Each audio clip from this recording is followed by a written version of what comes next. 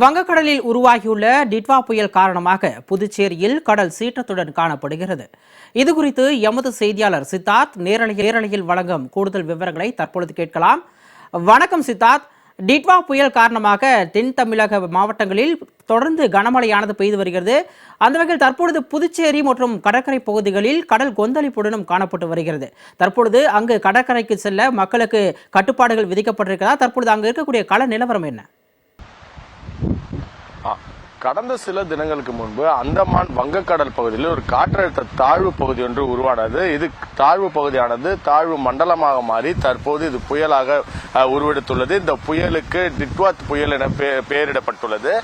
இந்த நிலையில் இந்த புயலானது புதுச்சேரியிலிருந்து 430 கிலோமீட்டர் தென்மேற்கு திசையில் நகர்ந்து வருவதாகவும் ஒரு தகவல் வானிலை ஆய்வு மையம் தெரிவித்துள்ளது.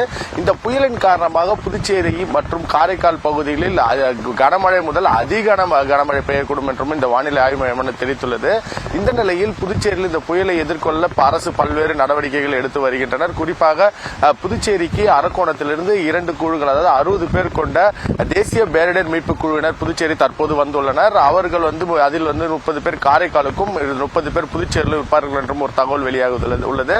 இந்த நிலையில் புதுச்சேரியில் கடற்கரை வழக்கத்தை விட சீற்றமாகவும் கொந்தளிப்புமாகவே காணப்படுகிறது. குறிப்பாக இந்த வார இறுதி நாட்களில் சுற்றுலா பயணிகள் மற்றும் பொதுமக்கள் கடற்கரைக்கு வந்து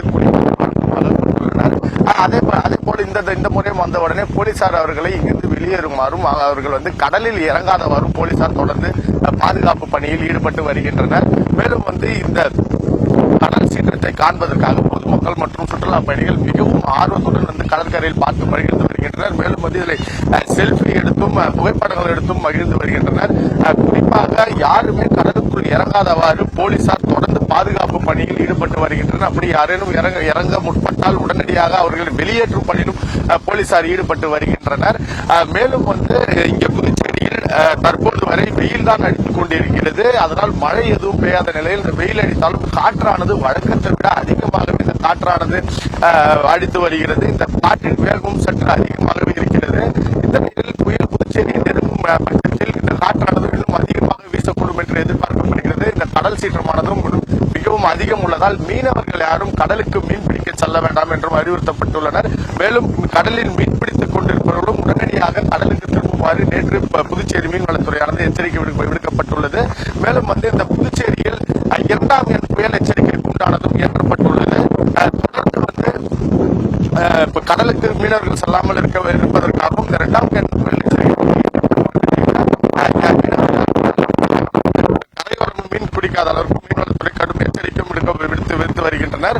தொடர்ந்து இந்த கடல் சீற்றம் காரணமாக இன்று பொதுமக்கள் மற்றும் சுற்றுலா பயணிகள் அனுமதிக்கப்பட்டாலும் மழை பெய்ய தொடங்கியவுடன் அவர்கள் அனைவருமே இங்கிருந்து வெளியேற்றப்படுவார்கள். முற்றிலுமாக கடற்கரை சாலை மூடப்படும் என்றும் போலீசார் ஒரு தகவல் தெரிவித்துள்ளனர். சிகாமணி.